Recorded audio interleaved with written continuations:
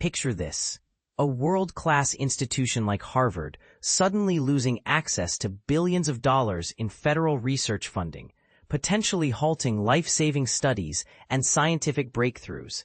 It's a scenario that stirs up fear for anyone invested in progress, and now there's a glimmer of hope as most of that funding flows back. But here's where it gets controversial. Is this restoration just a brief reprieve, overshadowed by political battles that could yank it away again? Let's dive into the details of this unfolding drama, breaking it down step by step so you can follow along, even if you're new to the intricacies of academic funding. In a recent email obtained by the Globe, Harvard's chief financial officer, Ritu Kalra, and vice president for finance, John H. Shaw, shared exciting news. The university has regained the bulk of its research grants, with most of those funds already returning to campus operations. This comes after a tense period where federal support was frozen, leaving researchers scrambling. But, and this is the part most people miss, the university's spokesperson, Sarah Kennedy O'Reilly, chose not to disclose the exact total amount restored, adding a layer of mystery to just how substantial this comeback really is. For scientists who've been sidelined, this update is a breath of fresh air.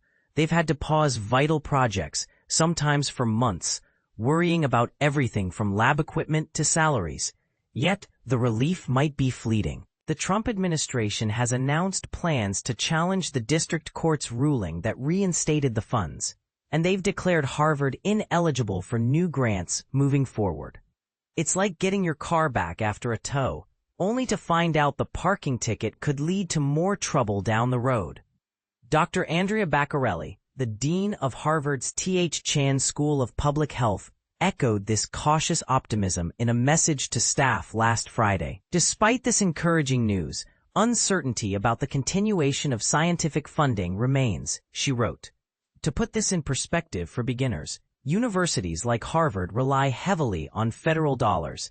Think grants from agencies like the National Institutes of Health to fuel research on everything from cancer cures to climate change solutions. Without them, progress grinds to a halt. Baccarelli didn't reveal specific figures for her school, which depends on federal funding more than any other Harvard division.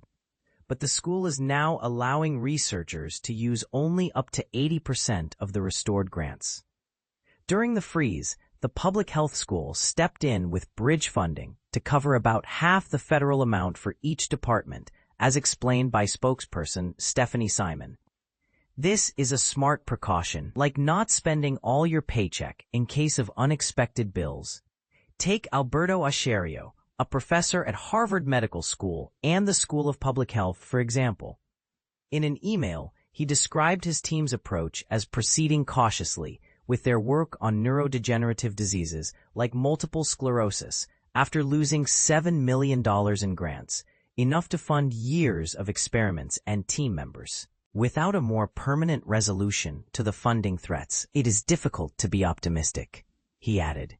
And here's where the human element hits hard. Most researchers in my team are non-tenured faculty, and they don't know whether they will still have a job next year.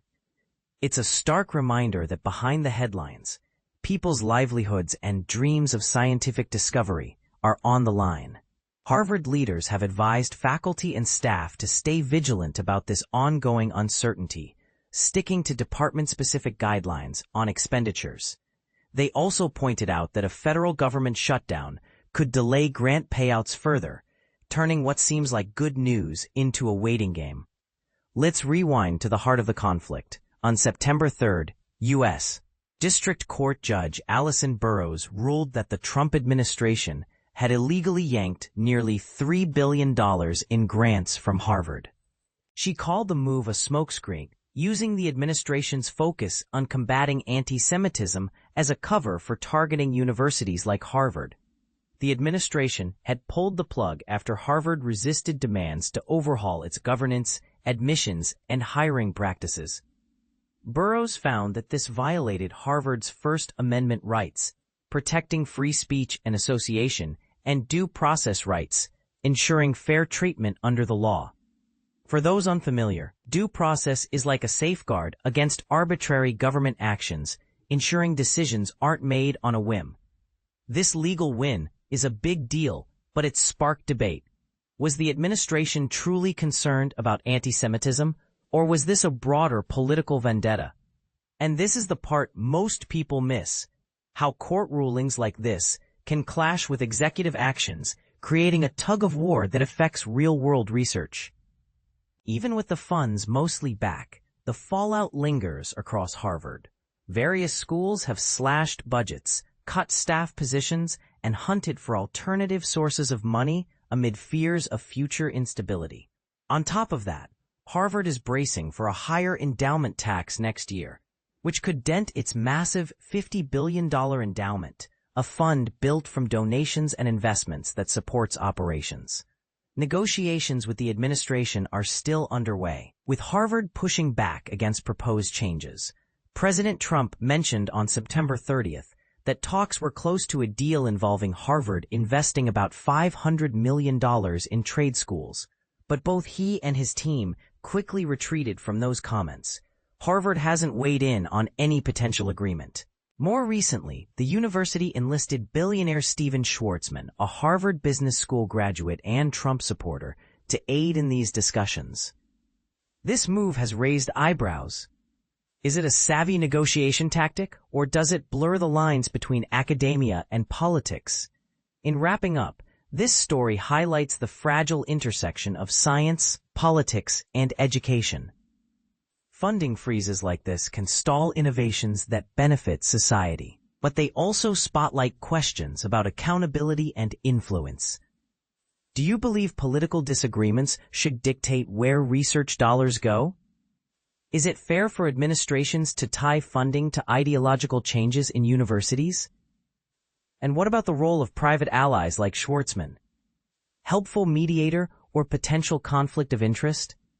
Share your thoughts in the comments below. I'd love to hear your take on this controversy. Aidan Ryan can be reached at aidan.ryan@globe.com. Follow him at aidanfitzryan. Jonathan Saltzman can be reached at jonathan.saltzman@globe.com.